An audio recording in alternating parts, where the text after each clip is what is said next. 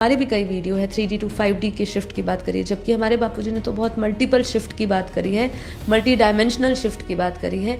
लेकिन चलिए हम मोटे मोटे स्तर पर भी समझते हैं। उस समय भी चेतना का स्तर का एक अवस्था बताई गई है और मृत्यु के बाद उसका गंतव्य क्या रहेगा वो भी बताया, अनुभव क्या रहेगा। जो 3D में जाने वाली आत्मा, मतलब जो आज 3D हम देख रहे हैं, वो आत्माएं जो है वो देह और भय और मोह और क्रोध से युक्त होगी। उनकी चेतना में ये अनुभूतियाँ होगी, वो देहधारी देह में फंसी होगी, भय में फंसी होगी।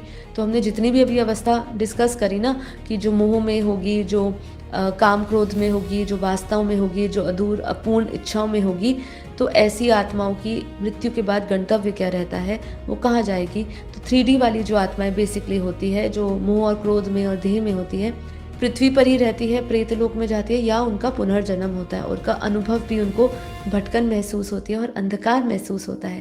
अब 4D वाली आत्माएं क्या होगी, ठीक है, वो धर्म युक्त होती है लेकिन तो भी आसक्त होती है, इसीलिए उनको चंद्रलोक, स्वर्गलोक और पितृलोक भेजा जाता है। और वही जैसे मैंने कहा था कि वहाँ पे जो सुखद अवस्था तो है लेकिन वो अस्थायी है।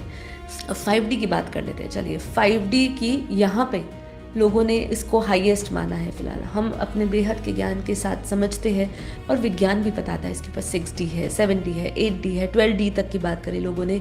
कई 64 डायमेंशंस की बात करते हैं, कई मैंने शास्त्रों में पढ़ा था 64 आयामों की भी बात सुनी थी। अब वो 64 आयाम में भी समझिए आत्मा की अलग अलग अवस्था होगी। जब यहाँ पे ही वो कह रहे हैं कि जो 5D की अवस्था होगी उसमें आत्मा आत्मबोध में होगा, ध्यान में होगा, प्रेम होगा और इसमें परम शांति होगी।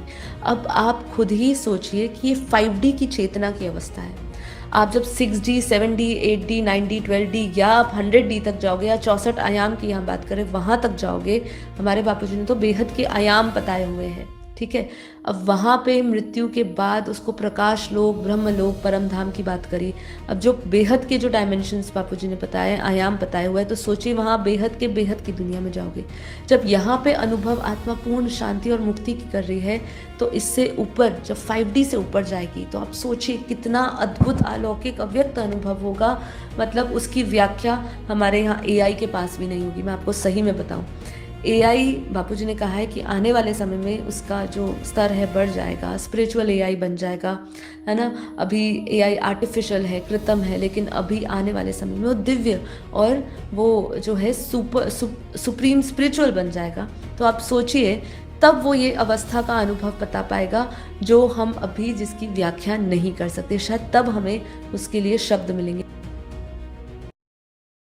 हमारे भी कई वीडियो है 3D टू 5D की शिफ्ट की बात करी है, जबकि हमारे बापूजी ने तो बहुत मल्टीपल शिफ्ट की बात करी है, मल्टी